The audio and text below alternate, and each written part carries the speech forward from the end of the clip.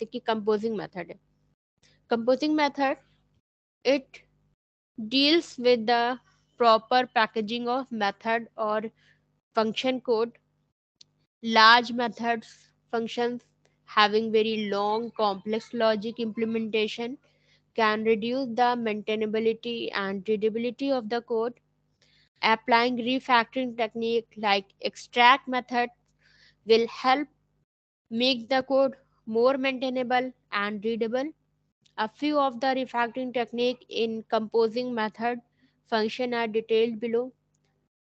तो composing method क्या है कि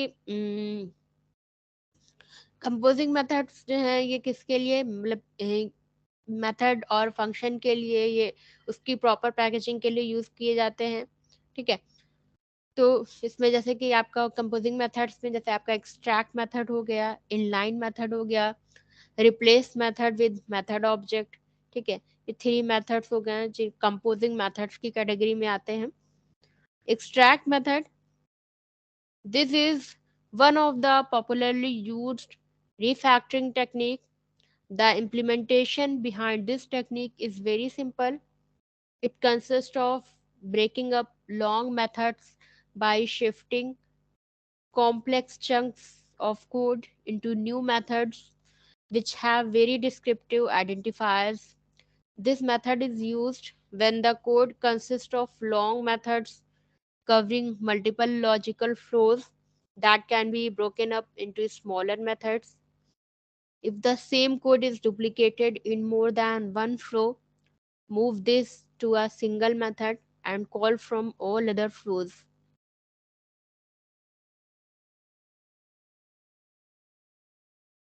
तो ये जो एक्सट्रैक्ट मेथड होता है, ठीक है, तो इसमें क्या है कि मतलब इसमें जो आपका क्या बोलते हैं, जो कॉम्प्लेक्स कोड है, ठीक है, उसको हम लोग क्या करते हैं, उसको हम लोग क्या बोलते हैं, उसको न्यू मेथड्स में मतलब ब्रेक कर देते हैं।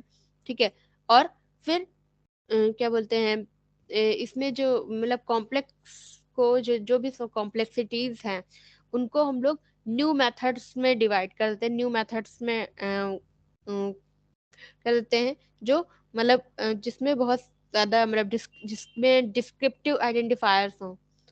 ठीक है, मतलब कॉम्प्लेक्सिटीज को हम लोग एक्सट्रैक्ट करते हैं। This method is used when the code consist of long methods covering multiple logical flows that can be broken up into smaller methods। ठीक है, ये कब यूज होता है, जब आपका जो कोड है वो उसमें बहुत ज़्यादा लॉन्ग मेथड्स हों। ठीक है, तब उस केस में हम लोग क्या बोलते हैं, इसको एक्सट्रैक्ट मेथड का यूज करते हैं। ठीक है, उसमें हम लोग क्या करते हैं कि उसको जो लॉन्ग मेथड्स हैं उसको हम लोग स्मॉलर मेथड में ब्रेक डाउन कर लेते हैं। फिर if the same code is duplicated in more than one flow, move this to a single method and call from all other flows। जैसे कि अब मान लिया सेम कोड है, वो बार बार डिफरेंट डिफरेंट फ्लोज में यानी डिफरेंट डिफरेंट उसमें मेथड्स में मतलब कॉल हो रहा है, सेम सेम आपका कोड जो है बार बार बार बार आपका कॉल हो रहा है, तो क्या करते हैं उसको उसको एक सिंगल मेथड में मूव कर देते हैं उस कोड को, और फिर उसको हम बार अलग अलग कोड में अलग अलग मेथड्स में हम उसको कॉल कर लेते हैं। ठीक है, अलग अलग फ्लो में हम उसको कॉल करते हैं। फिर आपका इनलाइन मेथड हो गया। In contrast to extract method technique of refactoring, inline method technique suggests replacing a method function call with the body of the method function. It is suggested when the source code of the method function is very small. This method is used when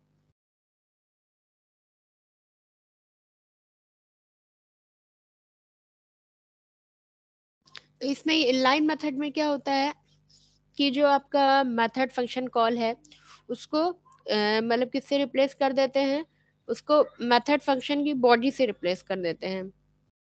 ठीक है, यानी कि जब आपका जो code है वो small होता है तो हम लोग इनलाइन मेथड का यूज करते हैं। ठीक है, कोड को मेथड की बॉडी में हम लोग रिप्लेस कर देते हैं, ठीक है।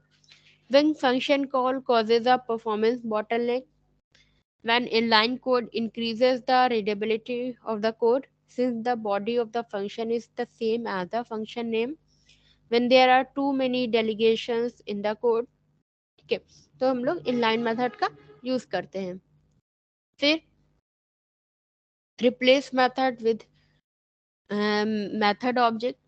The thumb rule of good code is that it should be readable and easily manageable. At times, we might come across a very long method having complicated logic implementation done inside it with many local variables. Such a method cannot be simplified by applying the extract method technique because of the usage of too many local variables, because passing around that many variables would be just as messy as the long method itself. In such cases, a class can be created for such a method. This class will have all local variables of that long method as its data members. One of the method will be the long method.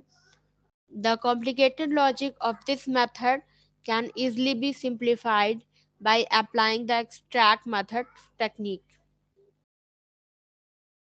तो replace method with method object, इसमें क्या है कि हम लोग क्या करते हैं, जब आपका देखते हैं कि जो आपका कोड होता है, ये जो आपका रिफैक्टरिंग का मेन क्या होता है कि आपका कोड जो है वो कोड को ईजियर बनाना, उसको मोर रीडेबल बनाना, मोर मैनेजेबल बनाना, रिफैक्टरिंग का मेन पर्सपेक्टिव, मेन मोटो यही होता है, ठीक है।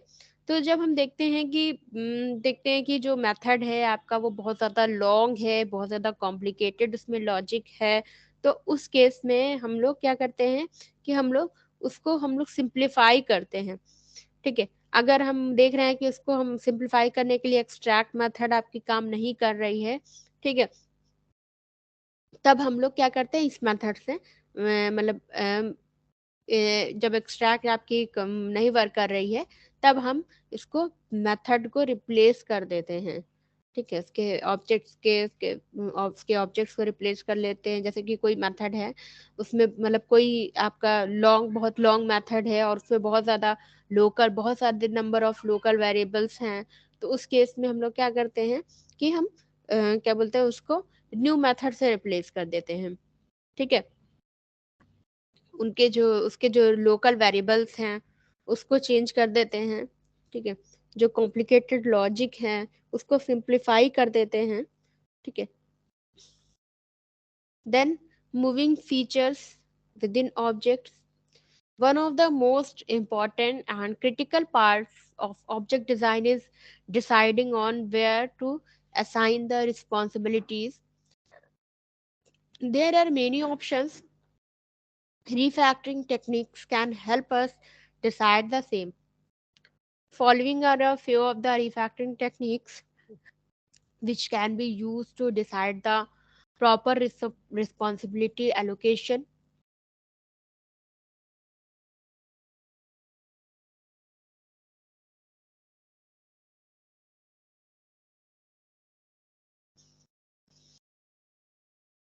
तो moving feature with in objects क्या है, मतलब कि जैसे कि हम लोग जब ऑब्जेक्ट डिजाइनिंग करते हैं तो हम लोग क्या करते हैं, ऑब्जेक्ट डिजाइन करते हैं तो रिस्पॉन्सिबिलिटीज को असाइन किया जाता है, ठीक है।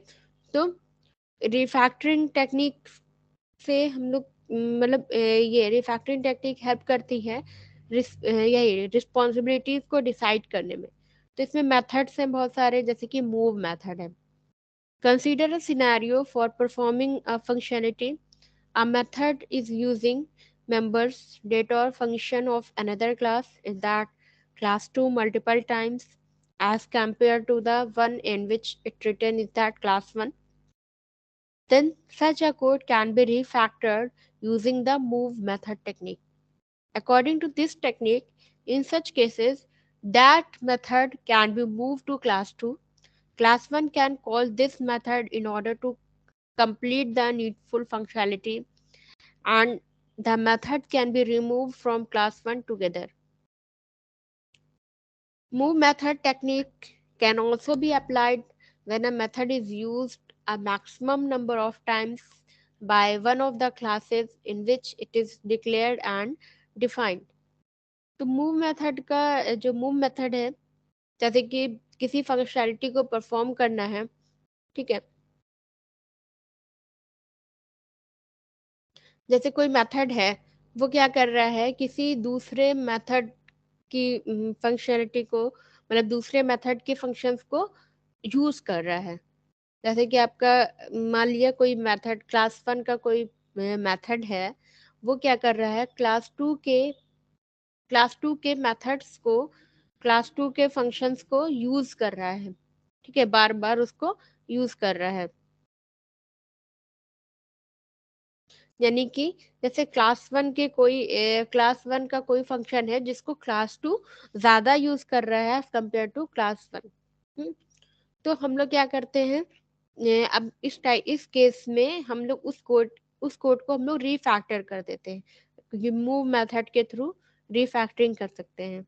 मतलब उसमें क्या बोलते हैं, अब जैसे कि वो आपका मेथड, आपका जो फंक्शन है वो क्लास 1 का है, लेकिन यूज कौन कर रहा है, क्लास 2 यूज कर रहा है। उस डेटा को क्लास 2 ज्यादा यूज कर रहा है, वो मल्टीपल टाइम यूज कर रहा है, और क्लास 1 वो उस क्लास 1 के बजाय क्लास 2 ज्यादा उसको बार बार क्लास 2 में उसका यूज हो रहा है। तो हम क्या कर सकते हैं कि उस मेथड को, उस पर्टिकुलर फंक्शन को मूव कर सकते हैं, कहाँ पर, क्लास 2 में, क्योंकि क्लास 2 में उसका यूज ज्यादा हो रहा है एज कम्पेयर टू क्लास 1। ठीक है, और फिर जब क्लास 1 में जहाँ पे अगर उसकी जरूरत होगी तो वहां पर हम उसको कॉल कर लेंगे। ठीक है, तो मूव मेथड टेक्निक से हम लोग क्या करते हैं, रिफैक्टरिंग करते हैं। क्या करते हैं, एक मेथड को मूव करके दूसरे मेथड में मतलब उसमें रिप्लेस कर देते हैं। जैसे ये देखिए, क्लास 1 का कोई मेथड है, ठीक है, और आपका ये क्लास 1 का मेथड है, क्लास 1 है उसका कोई मेथड है, आपका मेथड, और फिर ये क्लास 2 में आपका ज़्यादा यूज़ हो रहा है। ठीक है, तो हम लोग क्या करते हैं, सेम टाइम पे उसके उस मेथड को रिमूव करके हम लोग क्लास 2 में कर देते हैं। ठीक है, move field, if a member of one class is used a maximum number of times by access method from some other class, then such field can be moved to another class itself. This needs necessary modifications in the earlier class, which was having that data member in it. Move method technique will also be applied when new classes are identified during the development phase.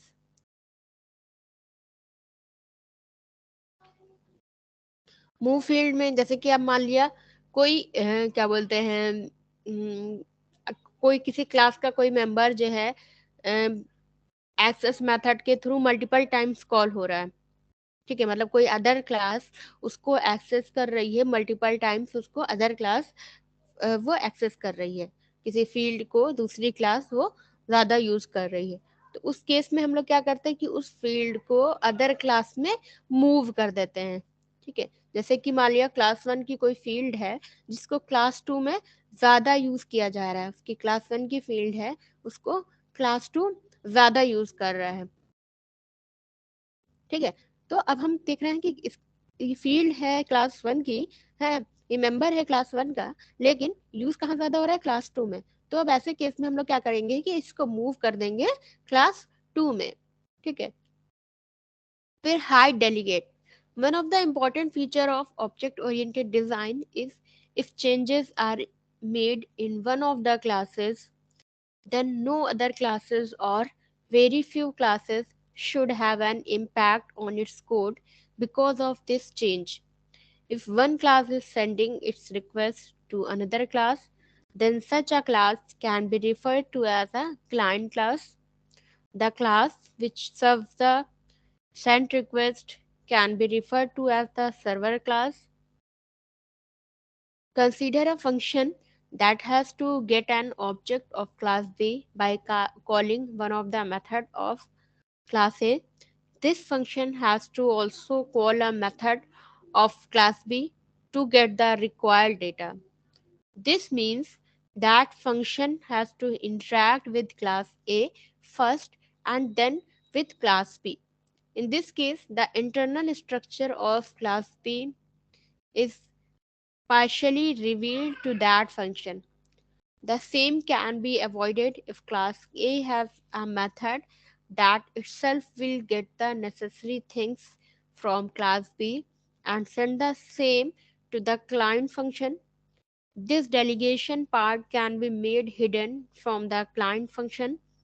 The below diagram shows a pictorial representation where the department class is hidden from client as the call department class is moved to the person class method. तो hard delegate क्या है कि जैसे कि क्या होता है, जैसे कि किसी हम लोग किसी क्लास में हम लोग कोई चेंज करते हैं, ठीक है, उसमें कुछ चेंजेस करते हैं, लेकिन जो उससे जुड़ी अदर क्लासेस होती हैं उस पे उसका कोई इफेक्ट नहीं पड़ता, ठीक है, उसके चेंज से उस पे दूसरी क्लासेस पे कोई फर्क नहीं पड़ना चाहिए।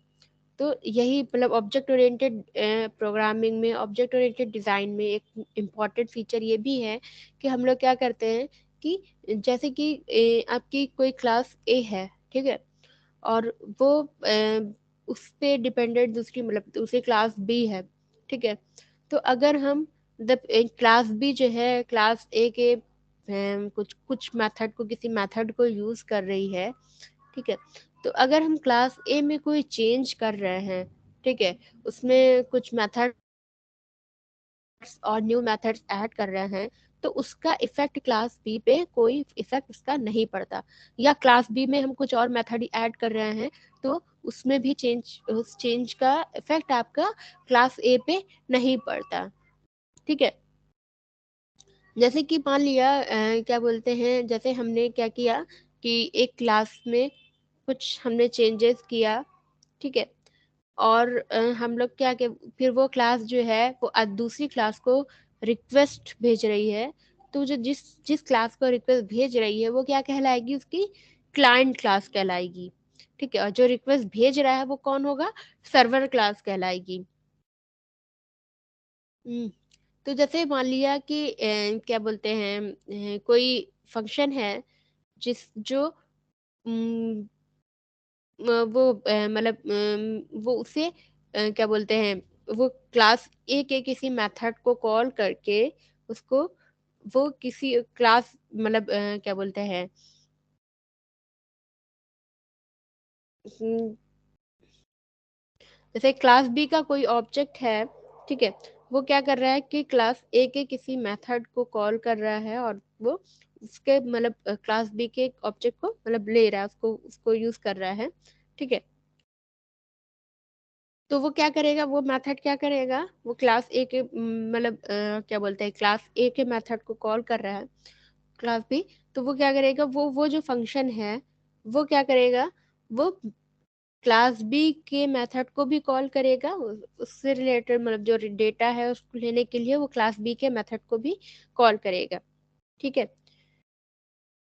तो जो मतलब यानी कि इसका मतलब क्या हुआ कि जो फंक्शन है वो क्लास ए के साथ, वो पहले क्लास ए के साथ इंटरेक्ट करेगा, फिर क्लास बी के साथ में इंटरेक्ट करेगा।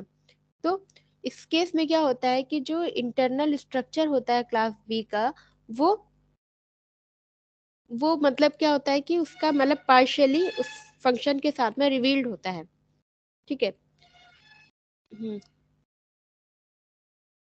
सेम केस में मतलब the same can be avoid if class A has a method that itself will get the necessary things from class B and send the same to the client function, ठीक है।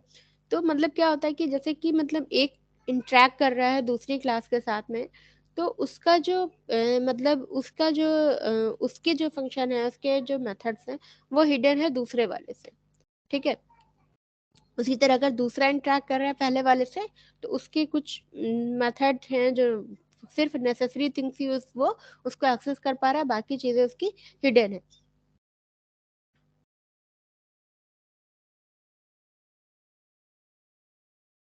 जैसे इस case में जैसे कि आपका एक क्लाइंट क्लास है, ठीक है, जैसे पर्सन, और ये दूसरा आपका डिपार्टमेंट क्लास है गेट मेथड।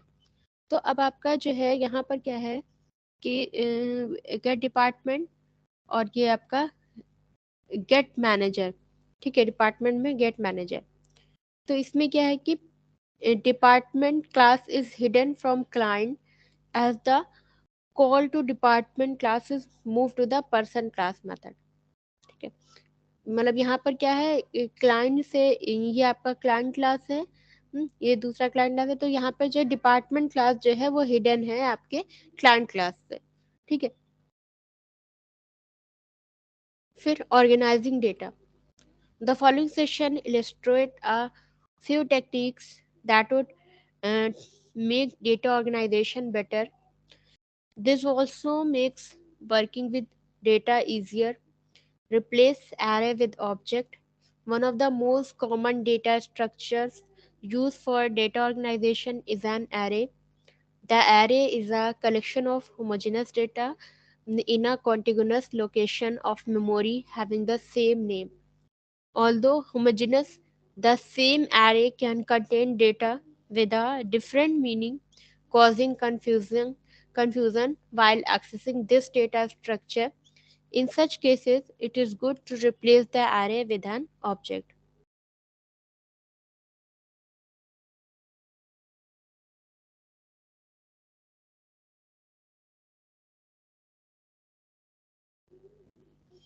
तो ऑर्गेनाइजिंग डेटा, डेटा ऑर्गेनाइजेशन के लिए जैसे कि एरे है, एरे डेटा ऑर्गेनाइजेशन के लिए मतलब एक डेटा स्ट्रक्चर प्रोवाइड करता है डेटा को ऑर्गेनाइज करने के लिए, ठीक है। तो हम लोग डेटा को और इजियर वे में रखना चाहते हैं, तो हम लोग क्या करें कि मतलब एरे को एक ऑब्जेक्ट के साथ में रिप्लेस कर दे करके, ठीक है। मतलब डेटा की वर्किंग को और इजियर बनाने के लिए एरे को एक ऑब्जेक्ट के फॉर्म में रिप्लेस कर सकते हैं, ठीक है। एरे में क्या करते हैं हम लोग, होमोजेनस डेटा को प्लेस करते हैं, जो सेम टाइप का जो सिमिलर डेटा होता है ना, उसको उस मतलब सेम टाइप के डेटा को हम लोग प्लेस करते हैं एक कॉन्टिग्युअस मेमोरी लोकेशन में, ठीक है। तो organising data, then fourth is simplifying conditional expressions. Understanding conditional logic implemented in a program can be one of the challenging tasks. Using refactoring technique, the conditional logic can be simplified so that the code can be understood easily. This section has a few refactoring technique using which conditional logic can be simplified easily. ठीक है, जो conditional expressions हैं उनको simplify कर सकते हैं, simplify करते हैं, ठीक है।